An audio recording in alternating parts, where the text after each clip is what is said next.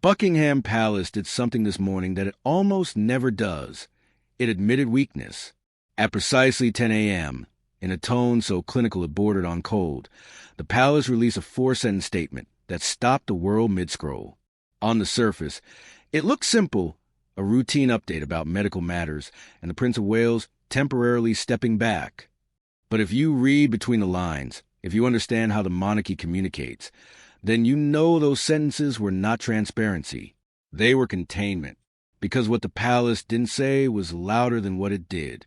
Behind those 4 sentences is a truth so devastating, so tightly controlled, that even senior royal staff learned about it at the same moment the public did.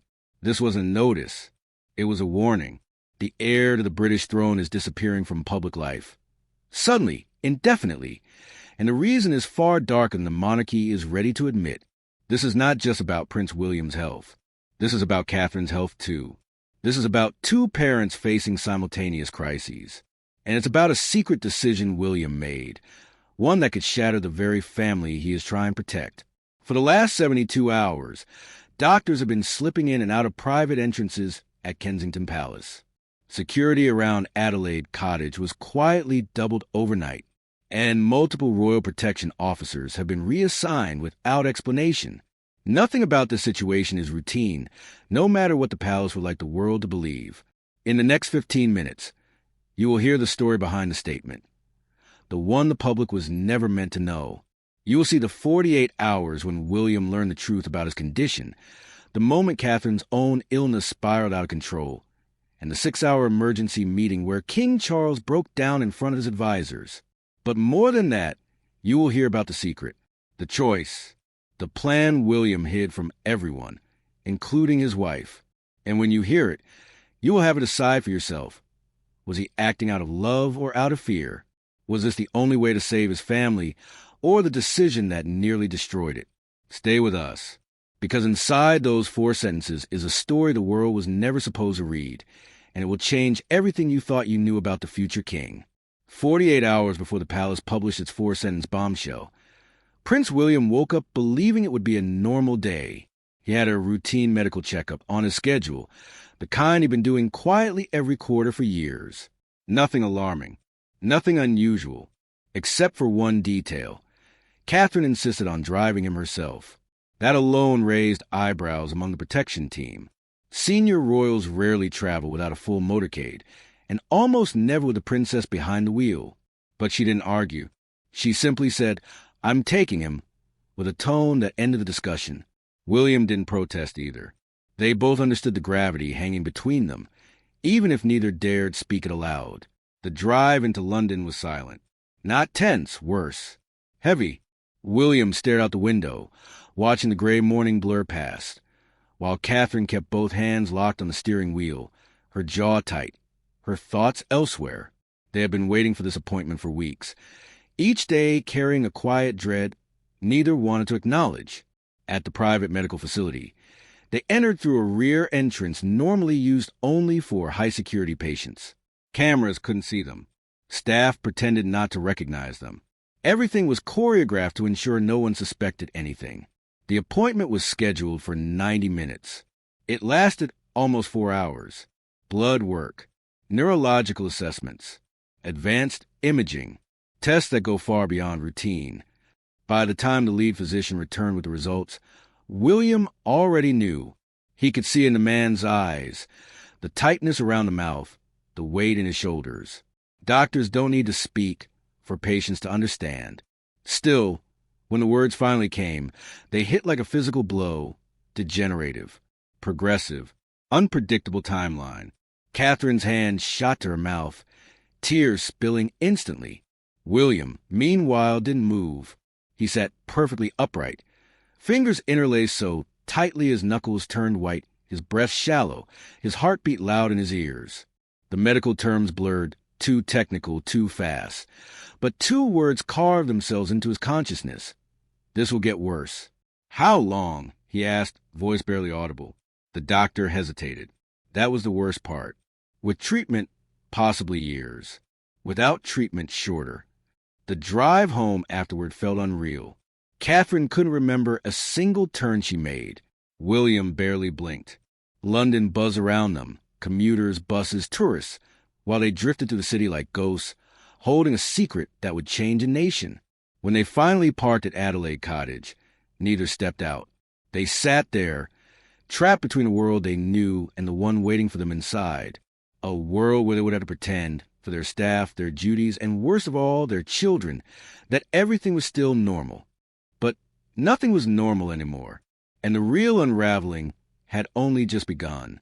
If the first blow shattered William, the second nearly brought him to his knees. It happened less than 24 hours after his own diagnosis, at a moment when they were both still trying to absorb the unthinkable. At dawn, Catherine woke with sound William would later describe as pure pain. Not discomfort, not fatigue. A sharp, gasping cry that ripped through the quiet of Adelaide Cottage. He turned toward her instantly, but she was already curling forward, clutching her abdomen, her breath unsteady, her skin drained of color. This wasn't new pain. It was worse pain, a sudden acceleration of the symptoms she had been managing privately for months with a team of specialists. William's hands shook as he called her doctors, his voice cracking despite his effort to stay calm. Within the hour, 2 physicians arrived discreetly through the side entrance, bypassing staff, bypassing protocol, bypassing anything that could tip off the press. They examined her in the master bedroom, while William stood at the foot of the bed, helpless, gripping the bed frame as if it were the only thing keeping him upright. The results were immediate and merciless. Her condition had progressed. Rapidly. Far more rapidly than even her specialists had predicted. Treatment options that once sounded theoretical, distant milestones they could prepare for slowly, were suddenly urgent.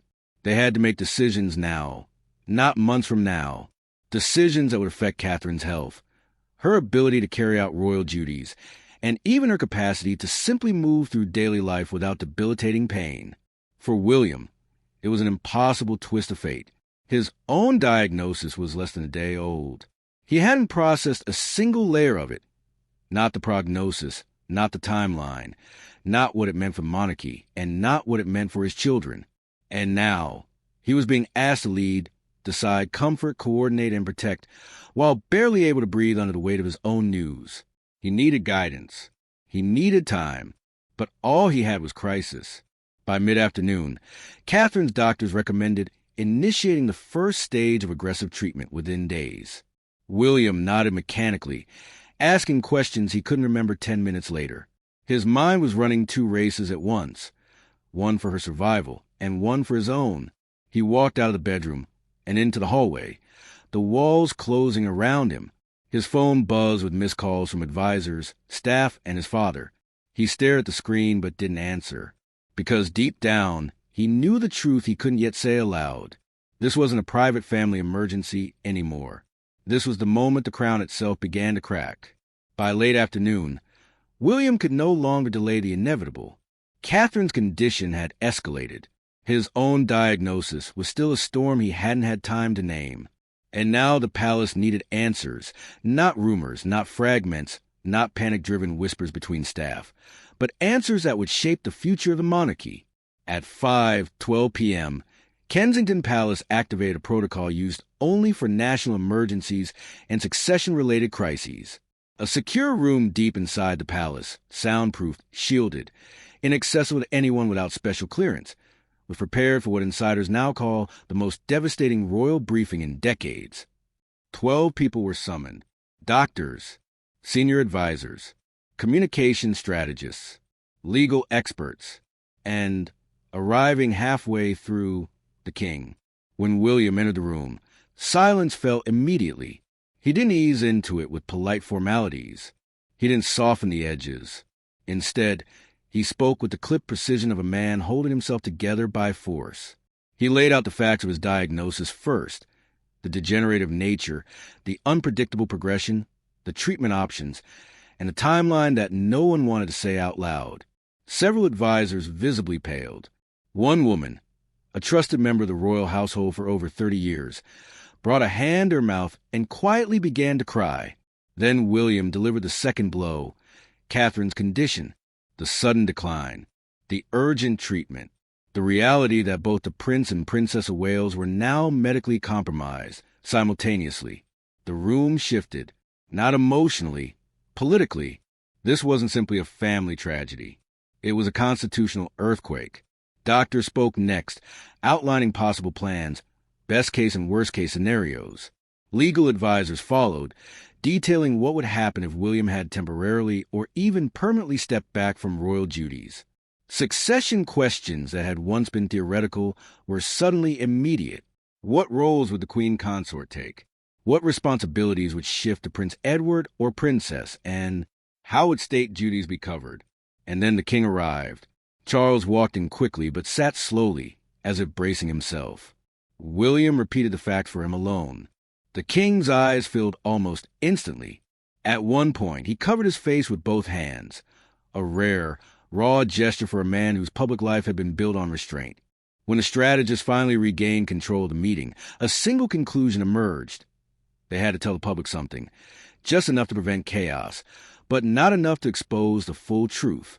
A statement would be drafted, short, controlled, carefully sanitized by time.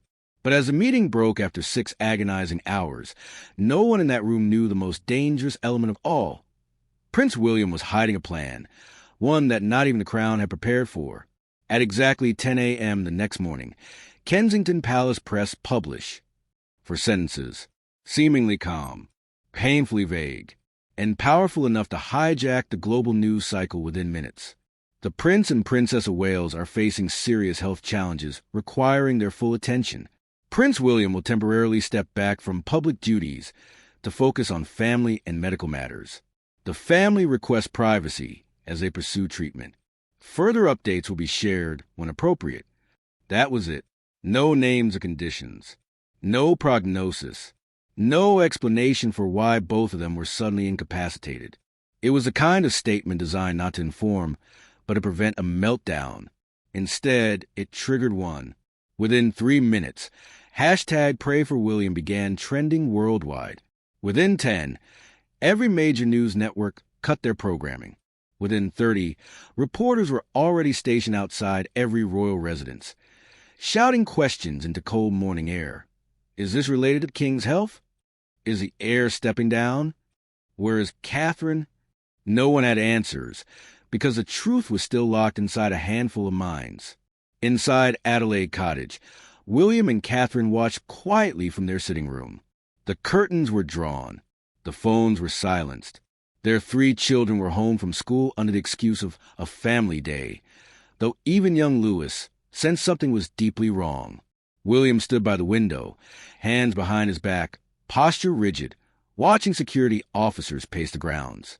Overnight, protection had doubled. Additional vehicles had arrived before dawn. There was no hiding the escalation anymore. The world saw everything except the reason. Catherine, pale and exhausted, curled into an armchair, her blanket wrapped tight around her. Every vibration of her phone made her flinch. Every headline that flashed on TV felt like a countdown. She knew what the public was already whispering. Cancer, neurological illness, crisis marriage theories, abdication rumors. The monarchy was bleeding information, and silence only sharpened speculation. Then came a knock, firm, familiar. The king. Charles arrived at Kensington visibly shaken, not as a monarch, but as a father. He pulled William into a long embrace in the hallway, a gesture that broke decades of royal distance. When they moved into the study, William finally told him the full truth. Every detail of his diagnosis, every fear, every medical opinion, every possibility they dreaded. Charles listened without interrupting. But when William said the words, "If my condition worsens," something inside the king visibly cracked. "What do you need from me?" Charles asked, voice unsteady. "Anything I have is yours." William's answer was simple, heartbreaking, and brutally honest. "I need time with my family, and I need to know my children will be protected if I can't fulfill my role." The king promised, but even he didn't know that William had already crossed a line no statement could cover, and no monarchy could control, because behind those 4 sentences lay one truth the world hadn't heard yet. Prince William was preparing to disappear. The world believed Prince William had stepped back to rest, to focus on family, to prioritize treatment. But behind the palace walls, he was preparing for something far more dangerous, a decision so extreme that even his doctors refused to recommend it, a decision he planned to take alone. After the 6-hour emergency meeting, William met privately with his medical team. They presented 2 formal options. Neither felt like a future. Option 1, aggressive standard treatment, surgeries, heavy medications, a brutal recovery period that would leave him incapacitated for months. Best case scenario, slowing the decline, not stopping it. Option 2, palliative care, a softer path that prioritized comfort rather than longevity. It meant a shorter timeline but more predictability. William rejected both almost immediately, not out of arrogance, but out of terror. Terror of missing Charlotte's teenage years. Terror of George becoming king without a father's guidance. Terror of Louis being too young to remember him at all. Then came the third option, the one buried deep in his research, the one his doctors mentioned only to dismiss, an experimental protocol in Switzerland. Early trials. High risk. No guarantees. A failure rate so severe the team called it statistically unacceptable. But for William, unacceptable was the idea of leaving his family behind. Over the next 48 hours, he contacted the Swiss facility privately, reviewing documents, submitting medical scans, signing pages of legal disclaimers acknowledging he could lose his speech, mobility, or his life. He arranged transportation. He negotiated confidentiality. He crafted a believable cover. Time away, intensive therapy, privacy for Catherine's recovery. Only Catherine wouldn't know the truth. Not yet. This was the part that broke him most. The secrecy. They vowed absolute honesty on their wedding day. They had promised to share every burden. Yet he couldn't bring himself to hand her another weight when she was already drowning in her own. So William rationalized it. If the treatment failed, she wouldn't watch him deteriorate. If it succeeded, she would gain years she never expected. If it killed him, at least she would remember him choosing hope. But his father saw through him. During a private visit, Charles studied his son's face, the strain around his eyes, the tension in his jaw, and said quietly, "You're planning something you know I wouldn't approve." William confessed everything. Charles didn't shout, didn't order, didn't command. He simply asked the one question William had avoided even in his own mind. "If you died doing this, how do I explain to your wife and children why you weren't here?" William had no answer, only resolve. Charles knew he couldn't stop him, but he made his son promise one thing. "You will tell Catherine before you go. She deserves the truth, even if it breaks her." William nodded. The Switzerland plan was happening, and a confession that could shatter their marriage was now unavoidable. 10 days before his scheduled departure for Switzerland, the weight of the secret became unbearable. William had spent a week living inside a lie, holding Catherine's hand through her worsening pain, attending rushed medical consultations, helping with the children's homework, all while knowing he was preparing to vanish into an experimental treatment that might kill him. Every moment with her felt borrowed. Every smile felt counterfeit. Every silence felt like betrayal. That night, when the children were finally asleep and the cottage had fallen into its soft evening quiet, William asked Catherine to come sit with him in the living room. She sensed it immediately. The stiffness in his voice, the tremor he tried to hide, the way he couldn't meet her eyes. Her stomach tightened. "Will," she whispered, "what's wrong?" He took her hands, cold as his own, and exhaled shakily. "I haven't been completely honest with you about my treatment options or what I'm planning to do." Catherine froze. Her fingers slipped from his. Her face drained of color. "Tell me," she said, barely breathing. And he did. Everything. The experimental facility in Switzerland. The risks. The procedures. The possibility of never coming home. The fact that he had already made arrangements. Alone. With every word, Catherine's expression shifted like a storm moving across the sky. Shock, confusion, betrayal, anger, fear. She stood up abruptly, walking to the window with her back toward him, gripping the sill so tightly her knuckles whitened. "You were going to leave," she whispered, "for months, to do something that could kill you. And you were going to lie to me about where you were." Her voice wasn't loud. Quiet was worse. Quiet meant shattered. William rose slowly.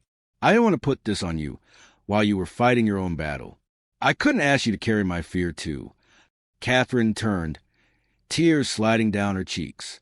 Don't call it protection. You didn't trust me with the truth. You decided our future alone. William's voice broke. I did it for you. For the kids. For time. Time, she shot back. You think I want extra time bought with lies? You think I want you risking your life in secret while I'm here imagining you safe? He stepped closer, voice rising despite himself. I can't sit still and wait to fade, Kate. I can't look at our children, knowing I didn't fight for every possible chance. And if you die, she snapped, if I get a call from Switzerland saying you're gone, and I never got to say goodbye because you lied, what then? How is that love, William? How is that fair? Silence swallowed them. Not peaceful, devastating. Catherine collapsed onto the couch, sobbing, the deep, painful kind that strips a person raw. William sat beside her, pulling her gently into his arms. She resisted at first, then crumbled against him, trembling. I can't lose you, she choked. Not like this. Not in secret. He pressed his forehead to hers. I'm terrified, Kate. I'm terrified of leaving you all behind. I'm terrified of running out of time.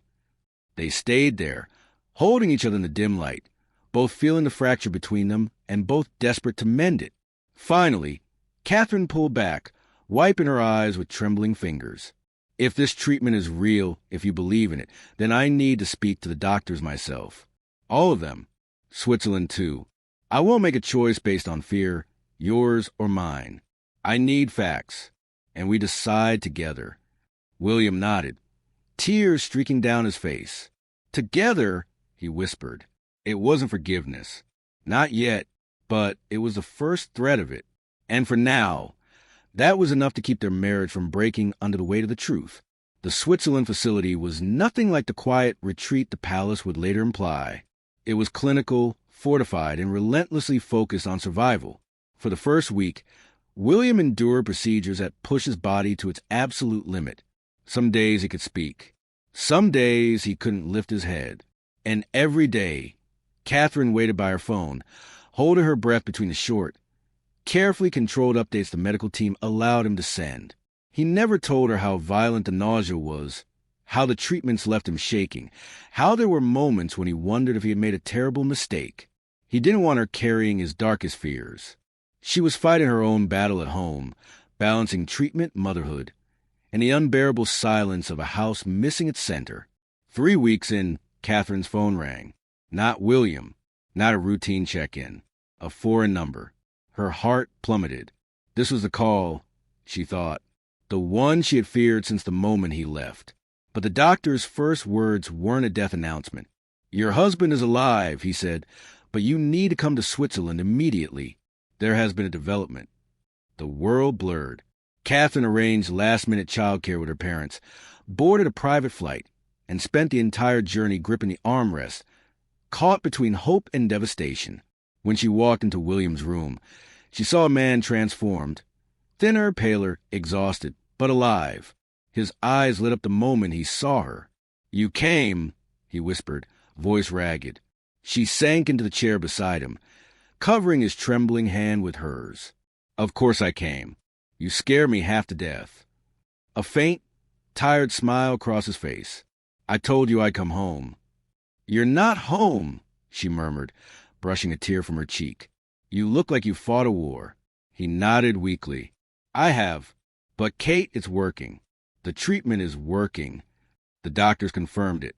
His condition hadn't been reversed. That was never possible. But it had stabilized, improved far beyond expectations. The progression had slowed dramatically. His timeline had expanded. Not cured, but rewound. Enough time. Enough hope. Enough future to fight for. When William finally returned to England under the cover of darkness, the children were still awake, waiting at the cottage door. George flung his arms around him. Charlotte cried openly. Louis wouldn't let go of his leg. Are you actually better? George asked quietly. William knelt, ignoring the pain, and looked him in the eyes. I'm better enough, he said. Better enough to be here, and better enough to stay. In the months that followed, both William and Catherine returned to select public duties. Careful and deliberate, the public noticed something different, a softness, a groundedness, a sense that the future king had shed a layer of royal armor. He listened more. He lingered with people. He looked, for the first time, deeply human. But the most profound change was hidden from the world. Before Switzerland, William had recorded dozens of videos for his children, messages in case he never returned. He couldn't bring himself to delete them. Instead, he added to them videos about survival, about courage, about second chances, about gratitude, about loving fiercely enough to fight for more time. One day, when George, Charlotte, and Louis are old enough, they'll watch those videos, the ones made in fear and the ones made in hope, and they will finally understand the war their parents fought in silence. A war for time, a war for love, a war for each other. And that is a story the palace's 4 sentences could never reveal.